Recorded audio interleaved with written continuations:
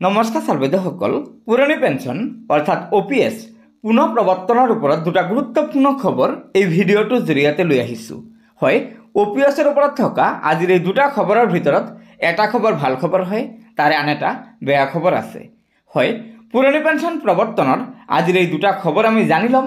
তাৰ আগতে আপোনালোকক এটা অনুগ্ৰহ কৰি আমাৰ এই ভিডিঅ'টো লাইক শ্বেয়াৰ কৰিব আৰু পৰৱৰ্তী সময়ত ৰাজ্যৰ চৰকাৰী কৰ্মচাৰীসকলৰ বিভিন্ন খবৰসমূহ পোনপ্ৰথমে পাবলৈ অনুগ্ৰহ কৰি আমাৰ এই চেনেলটো ছাবস্ক্ৰাইব কৰি ল'ব।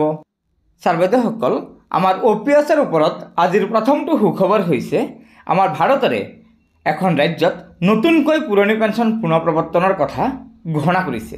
হয় চাৰ্বৈদেউসকল, আমাৰ কৰ্ণাটক চৰকাৰে তেওঁলোকৰ ৰাজ্যৰ চৰকাৰী কৰ্মচাৰীসকলৰ বাবে নতুনকৈ OPS অৰ্থাৎ পুৰণি পেঞ্চন পুনৰ প্ৰৱৰ্তনৰ কথা ঘোষণা কৰিছে। হয়, এই সন্দৰ্ভত কৰ্ণাটকৰ মুখ্যমন্ত্ৰী সিদ্ধাৰামায়াই বৃহৎ ঘোষণা কৰিছে যে কৰ্ণাটক চৰকাৰে তেওঁলোকৰ ৰাজ্যৰ চৰকাৰী কৰ্মচাৰীসকলৰ বাবে OPS অৰ্থাৎ পুৰণি পেঞ্চন পুনৰ প্ৰৱৰ্তন কৰিব। হয়, এই সন্দৰ্ভত ইতিমধ্যে কৰ্ণাটক চৰকাৰে কেবিনেট সিদ্ধান্ত গ্ৰহণ কৰিছে।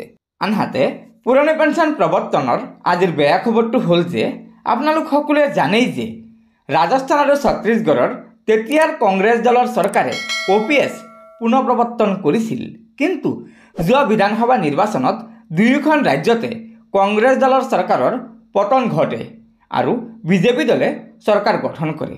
আৰু ৰাজ্য দুখনত বিজেপি দলে চৰকাৰ গঠন কৰাৰ পিছতেই ৰাজস্থানৰ ভজনলাল চৰকাৰে কংগ্ৰেছ দলে পুনৰ প্ৰৱৰ্তন কৰা OPS পুনৰ উঠাই NPS প্ৰৱৰ্তনৰ যুঁজা আৰম্ভ কৰিছে বিজেপি চৰকাৰে।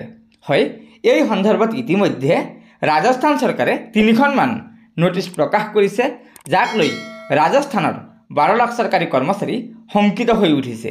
গতিকে আগন্তুক সময়ত ৰাজ্য দুখনৰ বিজেপি চৰকাৰে চূড়ান্ত সিদ্ধান্ত কি গ্ৰহণ কৰে সেয়া চৰকাৰী কৰ্মচাৰীসকলৰ বাবে লক্ষণীয় হ'ব। চাৰ্বৈদেউসকল, আজিৰ আমাৰ আন এটা গুৰুত্বপূৰ্ণ খবৰ হৈছে কেন্দ্ৰীয় চৰকাৰে বিত্ত বিভাগৰ অধ্যক্ষতাত NPS পুনৰ নিৰীক্ষণ কৰাৰ বাবে যিখন কমিটি গঠন কৰি দিছিল, সেই কমিটিৰ দুখন বৈঠক ইতিমধ্যে সমাপ্ত হৈছে আৰু ফেব্ৰুৱাৰী মাহৰ ভিতৰত কেন্দ্ৰীয় চৰকাৰক NPS ৰিভিউ কমিটিয়ে প্ৰতিবেদন দাখিল কৰিব। আশা কৰা হৈছে যে NPS ৰিভিউ কমিটিয়ে যি প্ৰতিবেদন দাখিল কৰিব সেই প্ৰতিবেদন চৰকাৰী কৰ্মচাৰীসকলৰ পক্ষত থাকিব। গতিকে চাৰ্বৈদেউসকল, আগন্তুক সময়ত আমাৰ কেন্দ্ৰীয় চৰকাৰে কি সিদ্ধান্ত লয় সেয়া আমাৰ বাবে লক্ষণীয় হ'ব। গতিকে আশা কৰিছোঁ আপোনালোকে এই ভিডিঅ'টোৰ জৰিয়তে কিবা এটা কথা জানিব পাৰিছে।